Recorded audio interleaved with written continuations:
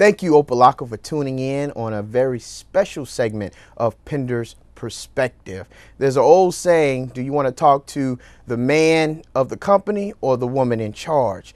Today, I have a very special situation because the person, the CEO that actually runs Opalaka is a very beautiful woman, Miss Janie Beverly. Miss Beverly, thank you for coming on Pinder's Perspective today. Thank you for having me, Vice Mayor. And it's a good chance because you're one-on-one with your boss in front of everybody on TV now. But as you know, it's just a great experience working with you. And I want to commend you, first of all and foremost, for bringing the city out of financial emergency. And now we have some breathing room.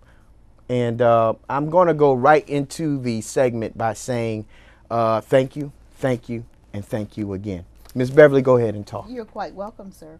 But let me not take the credit for that. I will have to say that we did come out of a state of financial emergency 2 years ahead of schedule because of the vision of the commission. The city manager, yes, is responsible for, well, has the title of Chief Executive Officer for the great city of Opalaka, but my responsibility primarily is to carry out those directives and policies from the mayor and the commission, and you all set the tone.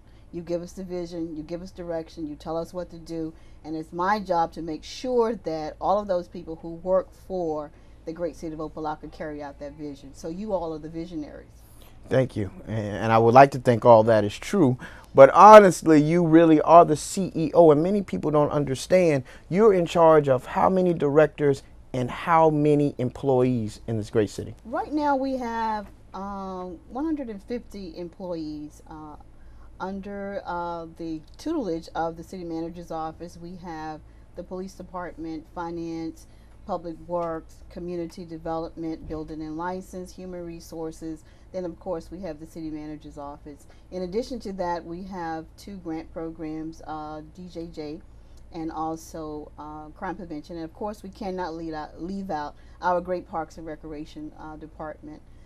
So with that, we have about 150 employees that operate and make sure that we provide the best service possible to our residents here in the city.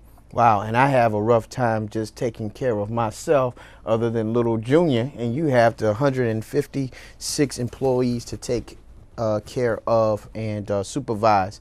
Last night I called you because I was so excited. I came out of my office and it was about 7 o'clock, and I looked out over the dome and it was some bright lights.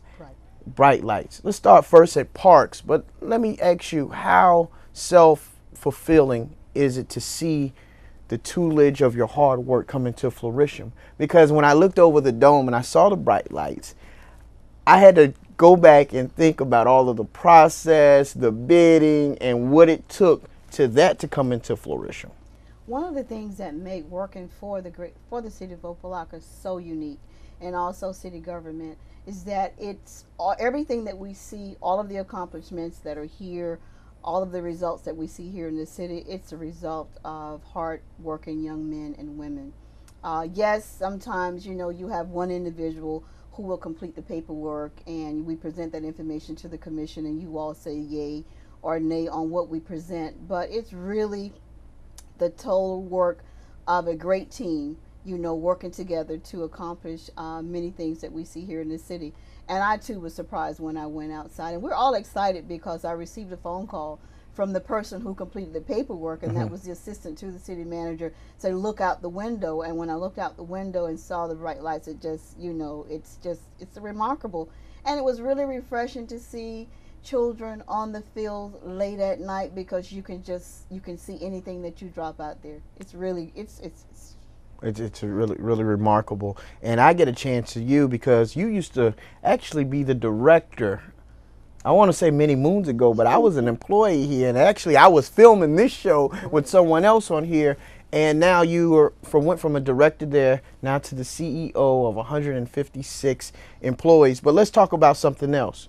The compassion from being a director, working under other managers, having directors that you had to answer to, and now that you're in charge, how does that affect your decision making as far as being an administrative executive officer of the great city?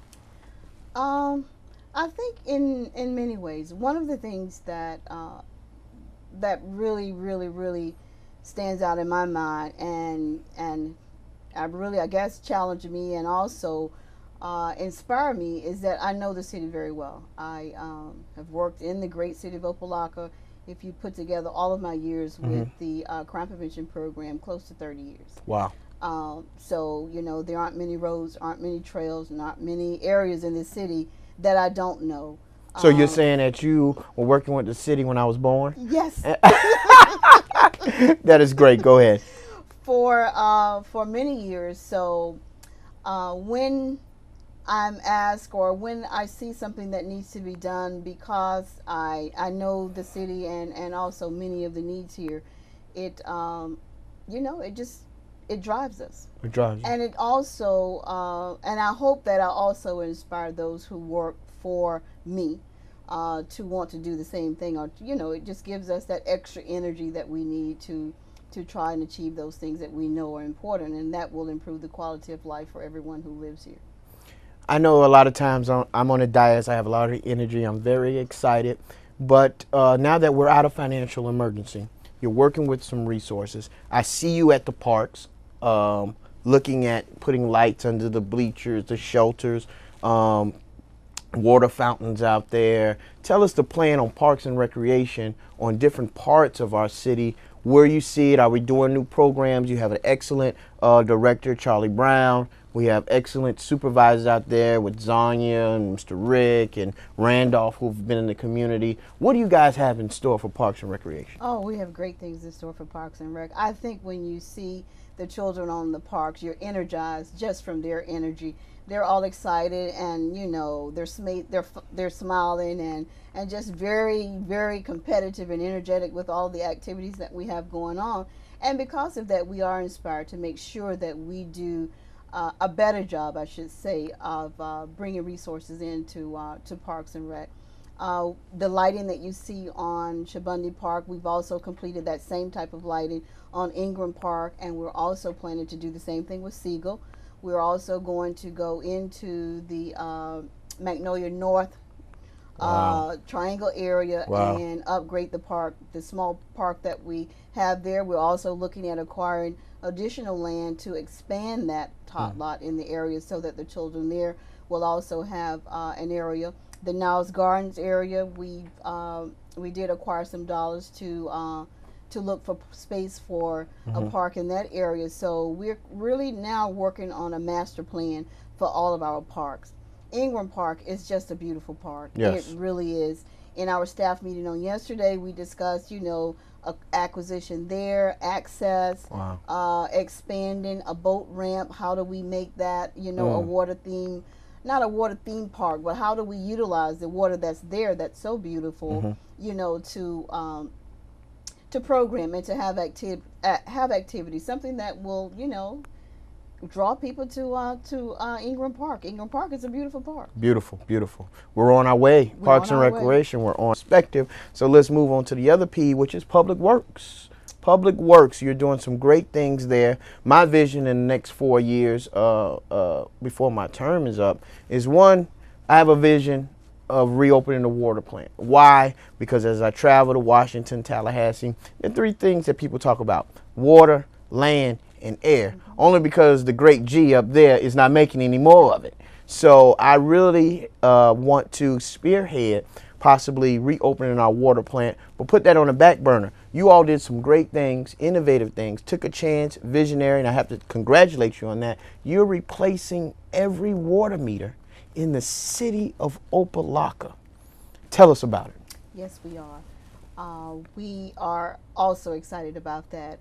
In fact, about 30 minutes before I came over here, I had a conversation with one of our residents who also had a concern about his water bill. And, usually when we get a concern, the concern is that, my bill is too high, my meter was not read. And because we've heard that so much throughout over the past few years, we presented some information to you all. Like I said, we bring the information to the mayor and the commission, and then you all give us direction from there. And we're very glad that you approved the recommendation that we presented to you last, where we are going to replace all of the water meters in the great city of Opelika, and those meters are going to be read, where The guys will not have to walk in the alleys, and they will not have to run from dogs or jump fences or anything like that, because a computer will be able to read those meters with just driving down the street. That's going to provide accurate information for us.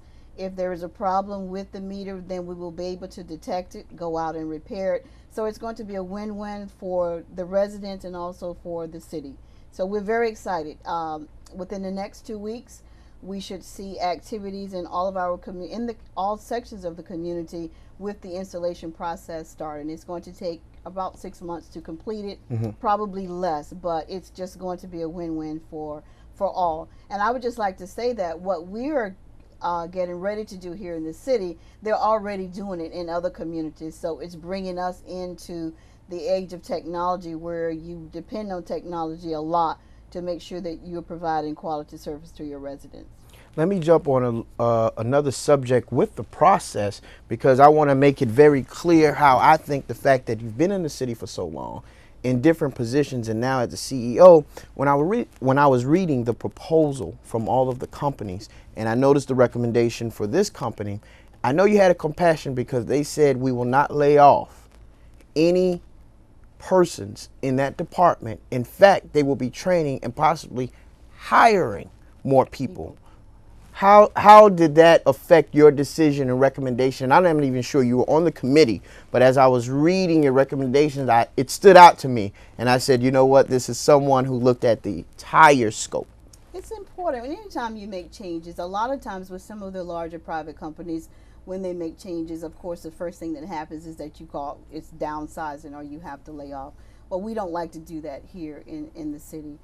It's important for us to make sure that we maintain our workforce. You know, we have an investment in our employees. We have years of service. We've trained them. This is something that they will be able to do. And we're very excited, you know, with the prospect, with the fact that we don't have to lay off, and also that we may be able to hire additional people to do what needs to be done. So we're excited. Many people don't know this, but as I was a cameraman and carrying all the other politicians' water and briefcase, there was one morning that I ran into you, and you were not the happiest person in the world. And I'm gonna get a little personal at this point, because I can, because I'm your boss. But it was one morning that was about 36 people called down to the chambers, and you were walking past me, and I said, Miss Beverly, you okay? And you looked at me and you said no. And at that point, you went into the chambers. I didn't know where you were going. And later on, I said, well, what was Ms. Beverly going? And at that time, you were the assistant city manager, and you had to tell 36 people, or I might be a little off on the number, that the services were no longer needed in Opelika because past administration or whatever, however it went, we were unable to continue paying them. I see now it's a lot of compassion when you go over the budget, when you go over those numbers, and now I happen to be one of your bosses. You're very thorough, and you don't make decisions, I think, in the back of your mind, because I guess you would never want to look at me like you did that day and do what you had to do. One, tell me what happened, why did it happen, and how do we make sure that never happens again?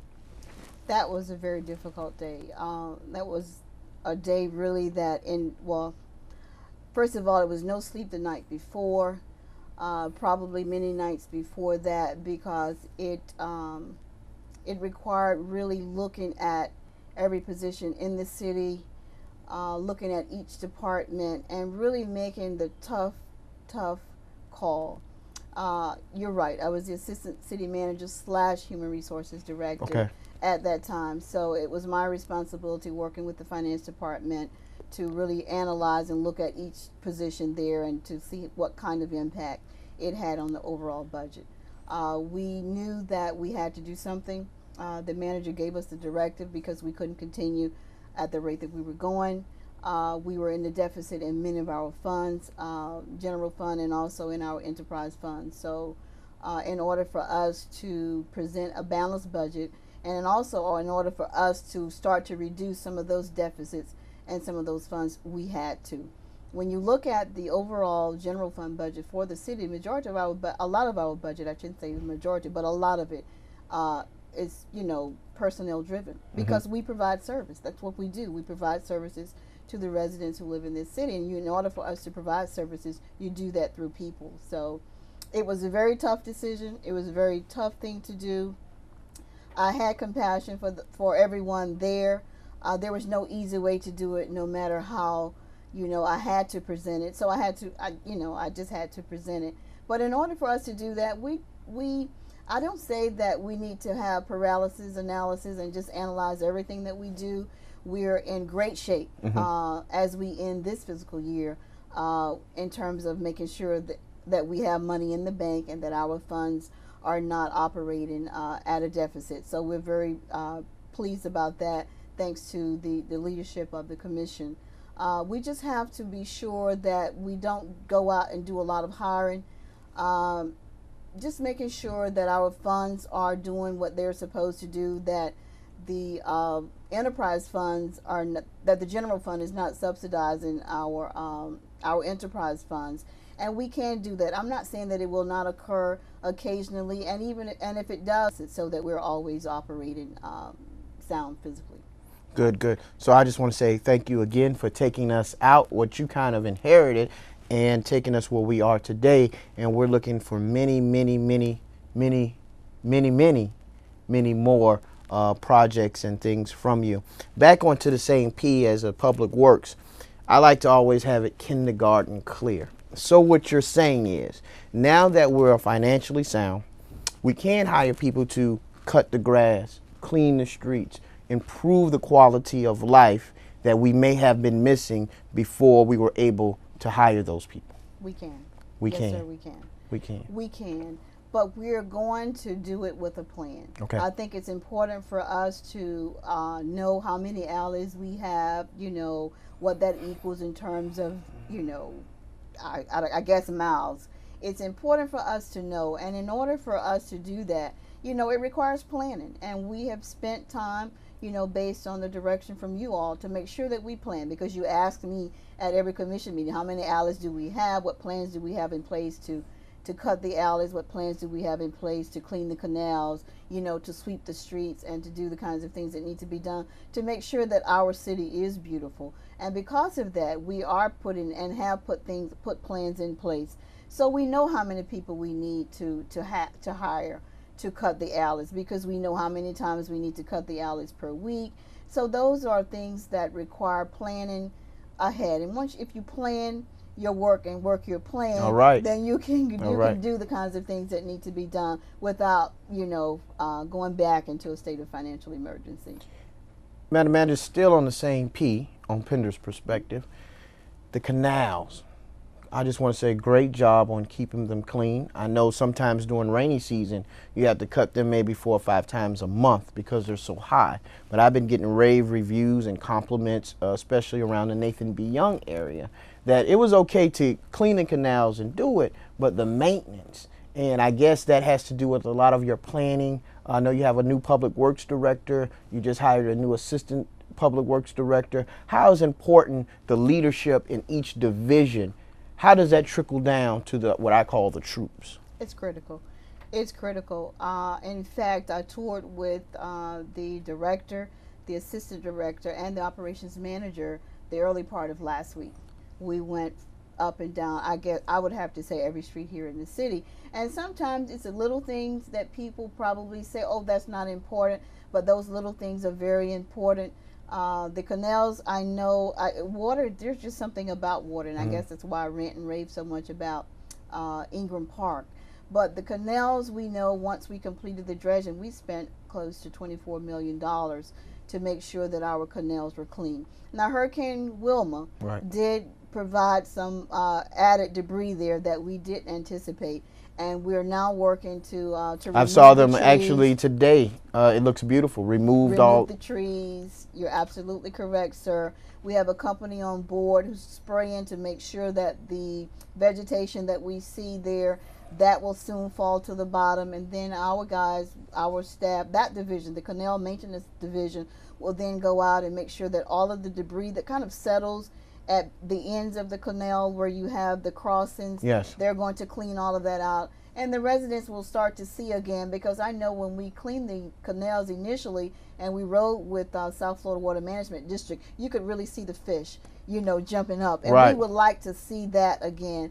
And I would just like to say to the residents that they will see that again once we complete this process. This is kind of going back and doing some things as a result of Hurricane Wilma, but we're on our way with that.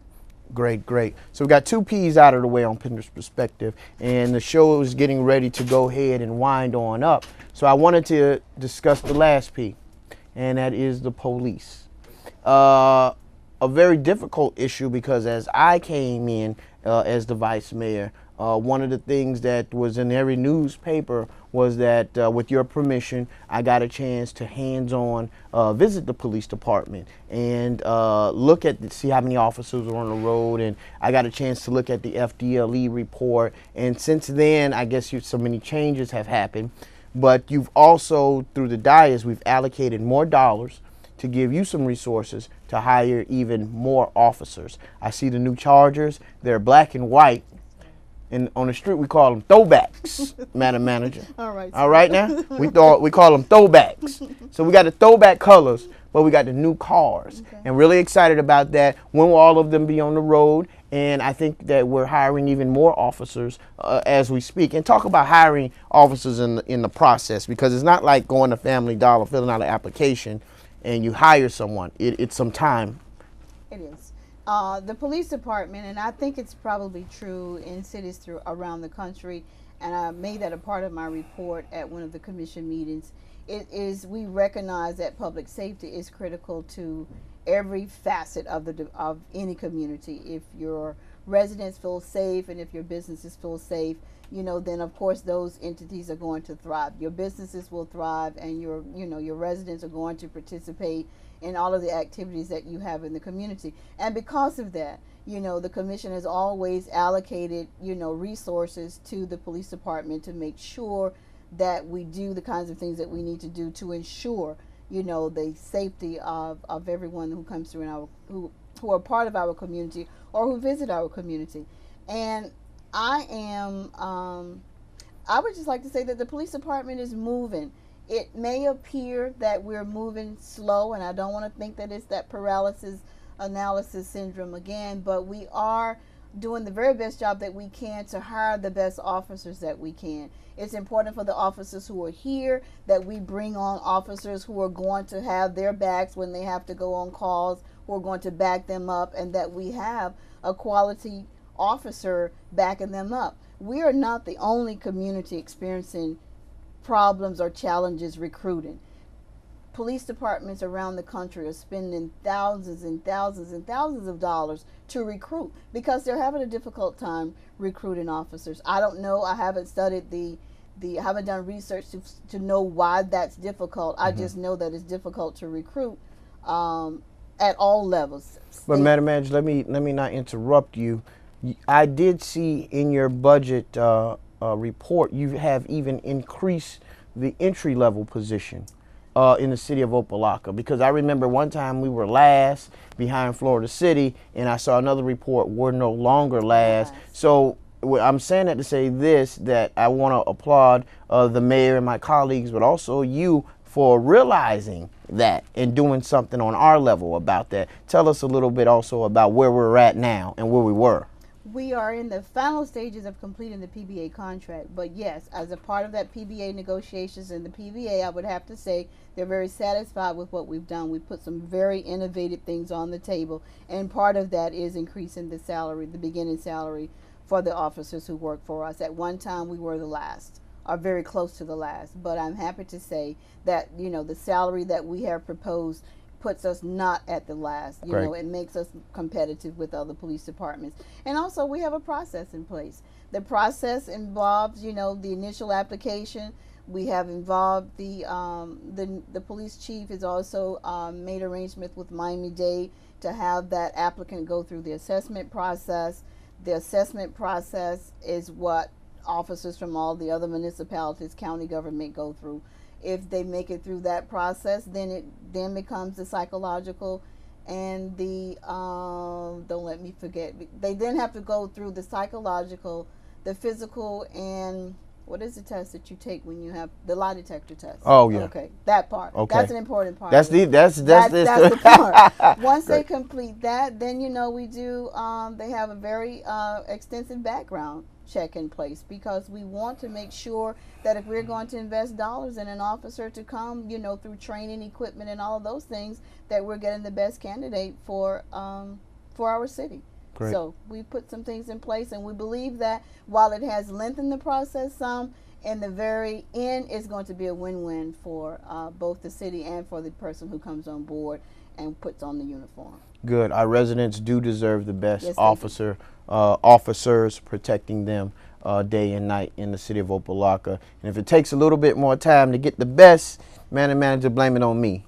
All right. Okay, blame it on me. I want to thank you for coming on Pinder's Perspective, and as a role model and inspiration to me. Again, I just want to say thank you. Thank you and thank you. A beautiful black woman in charge of 20,000 people, $30 million a year, doing your thing. I thank God that he put you in the city of Opelika and especially in my life. But look into that camera and just give some words of inspiration to black young women and black young men on Pinder's Perspective.